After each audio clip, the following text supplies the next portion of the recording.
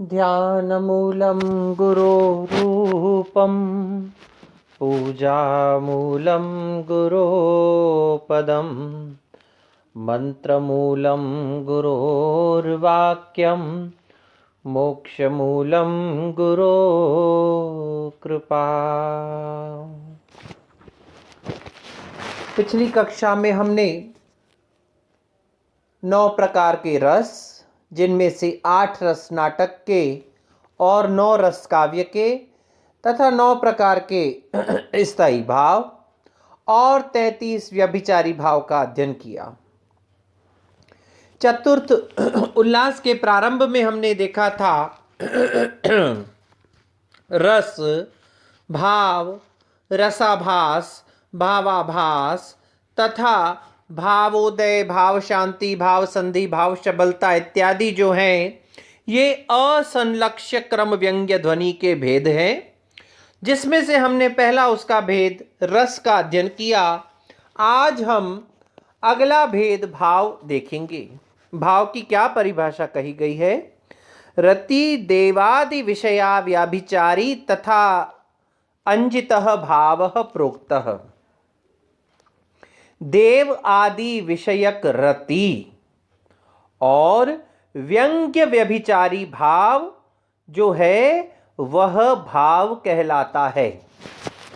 देवता, यहाँ देव से, देव आदि से तात्पर्य है देवता, मुनि, गुरु, नृप, पुत्र, पिता इत्यादि से संबंधित जितने भी रति विषयक हैं, वो रति जो है, वह प्रेम जो है, वह भाव कहलाएगा। तथा उसके अतिरिक्त जो व्यंग्य व्यभिचारी भाव होगा उसे भी हम भाव कहेंगे।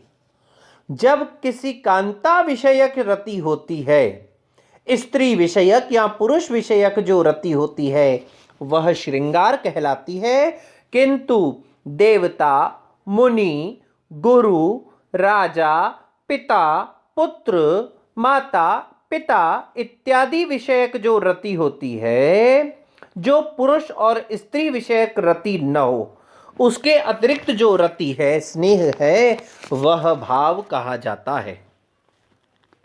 इसके उदाहरण में मम्मट ने कंठ कोण विनिविष्टम ईशः और हरति अगम संप्रति ये 2 उदाहरण दिए हैं, तथा अंजित व्यभिचारी का उदाहरण दिया है। वहां पर जाने को परांगमुखी प्रियतमा स्वप्ने अद्य दृष्टा मया, जहां पर व्यभिचारी भाव प्रधान रूप से व्यंग्य हो, वहां व्यभिचारी व्यंग्य रति हुआ करती है, इसको भी भाव कहा जाता है। इसके पश्चात आता है तद आभासा अनौचित्य प्रवर्तिता। तद आभासा इत्युक्ते रसाभासा और भावाभासा। हमने रस देखा, भाव देखा, उसके बाद 2 प्रकार के भेद और आते हैं, रसाभास और भावाभास। अनुचित रूप से रस का वर्णन करना रसाभास कहलाता है, तथा अनुचित रूप से भाव का वर्णन करना भावाभास कहलाता है। रसाभास कैसे? मान लीजिए गुरु के प्रति हमारा हास परिहास अगर किया जाए, यद्यपि वह हास है, लेकिन गुरु के प्रति हास होने के कारण से वो रस न होकर के रस का आभास कहा जाएगा। जैसे स्त्री और पुरुष विषयक जो श्रृंगार का वर्णन है वह तो श्रृंगार रस ही है, लेकिन पशु पक्षी विषयक अगर रति का वर्णन किया जाएगा तो उसे श्रृंगार रस ना कह करके रसाभास कहा जाएगा।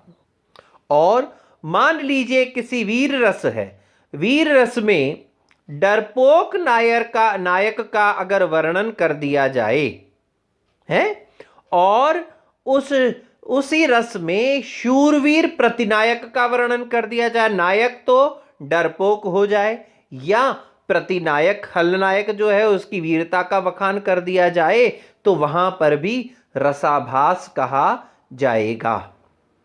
यहां पर स्तुमः कम वामाक्षी वाले उदाहरण में रसाभास का वर्णन किया गया है।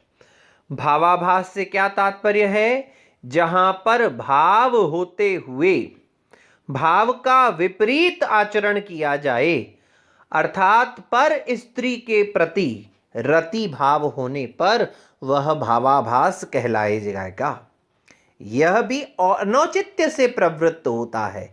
यद्यपि स्त्री पुरुष विषयक रति श्रृंगार कहलाएगी, रस कहलाएगी, किंतु पर स्त्री या पर पुरुष से संबंधित जो रति है उसे भावाभास कहा जाएगा।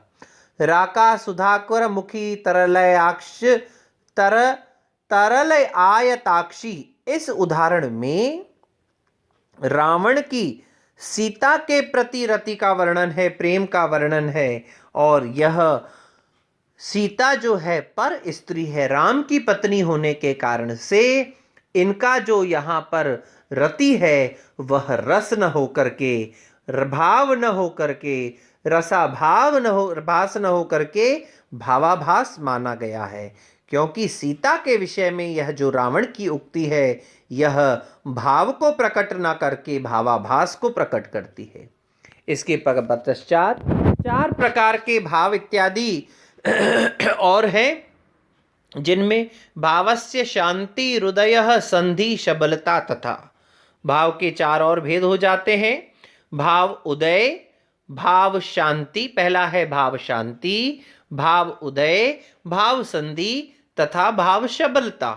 यहाँ पर भावोदय का उदाहरण है तस्याह सांद्र विलेपन स्तन तट प्रश्लेष मुद्रांकितम, और उसके पश्चात और भाव के पश्चात भाव शांति का ये था, भावोदय का था इस एकस्मिन शयने विपक्ष रमणीय नाम ग्रहे मुग्धया।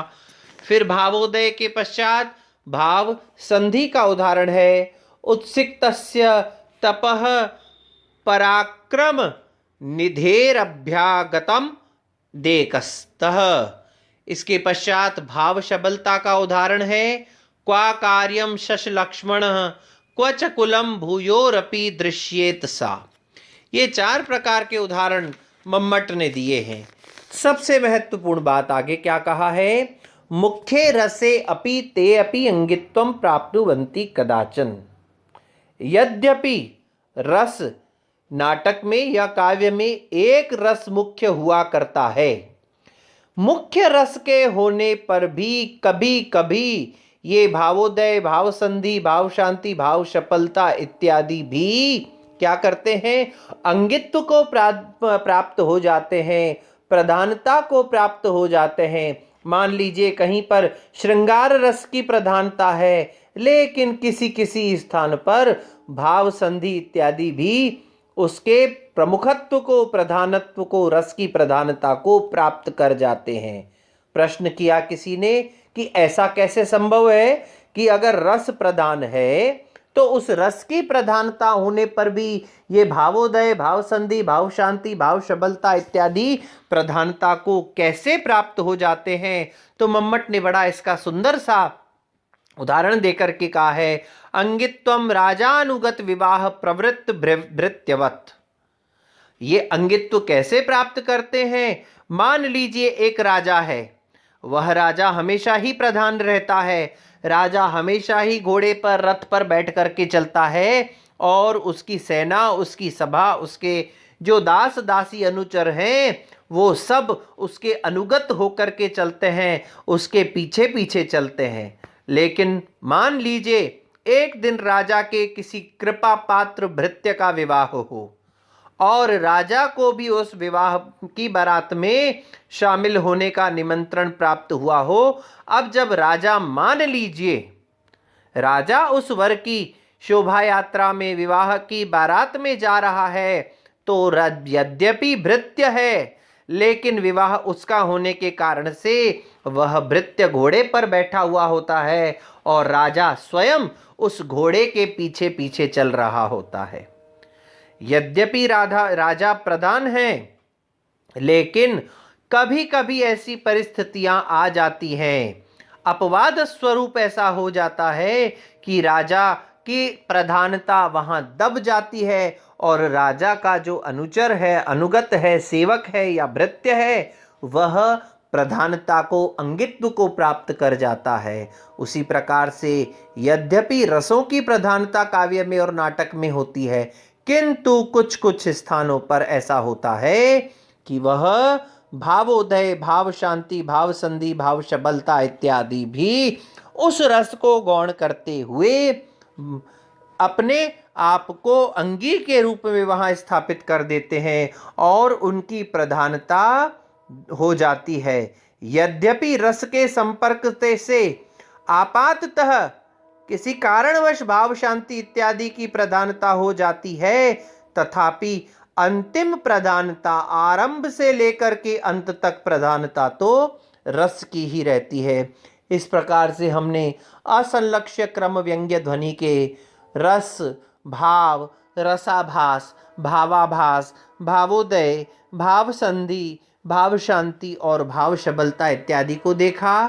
अब हम अगली कक्षा में संलक्ष्य क्रम व्यंग्य ध्वनि के ऊपर चर्चा करेंगे। किस प्रकार से जो ध्वनि है उसमें एक जो लक्ष्य है, किसका क्रम, व्यंग्य का जो क्रम है वह किस प्रकार से संलक्ष्य हुआ करता है, उसके विषय में हम चर्चा करेंगे।